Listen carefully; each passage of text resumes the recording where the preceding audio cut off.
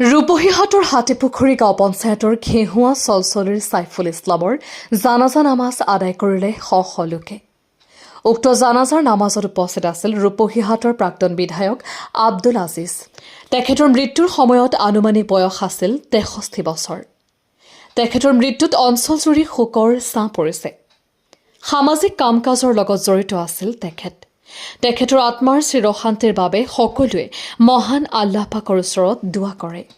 এনে জানাজাৰ নামাজ পঢ়িলে আপোনাৰ কেনেকুৱা আপোনাৰ সবৰ অংশীদাৰ হয় আৰু জানাজাৰ নামাজ সম্পৰ্কে আপুনি ৰাইজৰ না জানাজাৰ নামাজ পঢ়িলে আজিৰ পৰা 15-20 বছৰ আগত মই যেতিয়া গম পাইছিলোঁ উলামা হজৰতৰ পৰা 2 কেৰাত সব পোৱা যায়। 1 কেৰাত সব হ'ল নামাজটো পঢ়িলে আৰু 1 কেৰাত পোৱা যায় যেতিয়া তাক দাফন কৰা হয়। সেইকাৰণে আজিও চাওক মই এটা জানাজা পঢ়ি আহিলোঁ এইমাত্ৰ তেলিচাপুৰীৰ পৰা জানাজা 10টা বজাত পঢ়িলোঁ, ইয়াত 11 বজাত পঢ়িলোঁ আৰু এটা 1:30 বজাত আছে তাতো মই যাম। যদিও মই অসুস্থ শাৰীৰিকভাৱে, যদিও মই খুব একদম সুস্থ নহয়, তথাপিও মানে জানাজাৰ কথাটো হ'লে যাওঁ, কাৰণ 2 কেৰাত সব এইটো দামালি কথা নহয়। এটা কেৰাতৰ দাম হ'ল, আল্লাহ নবীক যেতিয়া সাহাবা একৰামসকলে প্ৰশ্ন কৰিছিল ইয়া ৰাছুলুল্লাহ কেৰাত মানে কি, আল্লাহ নবী তাৰ উত্তৰত কৈছিল কেৰাত মানে বহুত পাহাৰ পাল্লাত তুলিলে যিমান ওজন হ'ব তুমি এটা জানাজা পঢ়িলে ইমান নেক পাবা।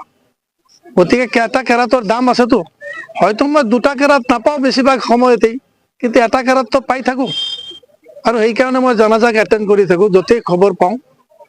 এতিয়া 2টা পঢ়িলোঁ আৰু যদি এটা পঢ়িবলগীয়া আছে তাৰ পিছতো মই আবেলি আৰু এটা খবৰ পাওঁ, তাৰ পিছত যদি খবৰ মই তাতে এটেণ্ড কৰিমেই। আপোনাৰ এইজন আজি যিজন লোক ইন্তেকাল হৈছে তেখেতৰ মৃত্যুত আপোনাৰ অঞ্চলত কেনেকুৱা শোকৰ ছাপ হ'ল? সকলোৱে শোকৰ ছাপ পৰিছে।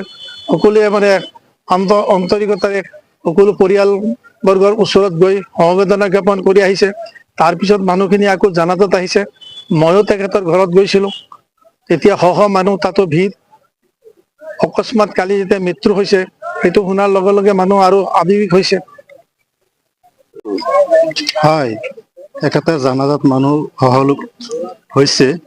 তাৰমানে একেটা সমাজৰ কামত আছিল, মছজিদ মাদ্ৰাছাৰ কাম কৰিছে, মছজিদৰ খিদমত কৰিছে আৰু ইয়াত চব্জিৰ ব্যৱসায় কৰিছে, মানুহৰ লগত ভাল ব্যৱহাৰ কৰিছে। সেইকাৰণে মানুহ সহলোক আহিছে, ওলাই আহিছে জানাজাত নামাজ আদায় কৰিবলৈ। আৰু এটা মুছলমানৰ হক হ'ল, যদি কিবা এটা মুছলমান মৃত্যু হয় তাৰ জানাজাত শৰীক হোৱাটো এইটো মুছলমানৰ হক। এটা কথা আমি দেখিবলৈ পাওঁ যে আপোনাৰ ধনী মানুহ মৰিলে মানুহ বেছি হয় আৰু দুখীয়া মানুহ মৰিলে মানুহ কম হয়। এইটো আপুনি কি? নাই তেনেকুৱা নহয়। তাৰমানে যি মানুহ সমাজৰ লগত মিল খায়, মানে গোটেই মানুহৰ লগত মিলি চুলি চলে, তাৰ বাহা ব্যৱহাৰটো ভাল থাকে, তেখেতৰ জানাজাত মানুহ বেছি হ'বই, কাৰণ তেখেতৰ আদৰ্শটো ভাল। সেইকাৰণে মানুহ যিবিলাক ভাল মানুহ সিহঁতে আহে, জানাজাত অংশী লয়। এজন মুছলমানে আপোনাৰ জানাজা নামাজ পঢ়িলে কিমান সব? 2 কেৰাত সব হয়। 1 কেৰাত জানাজা পঢ়োতে আৰু 1 কেৰাত মাটি দিওঁতে 2 কেৰাত সব হয়।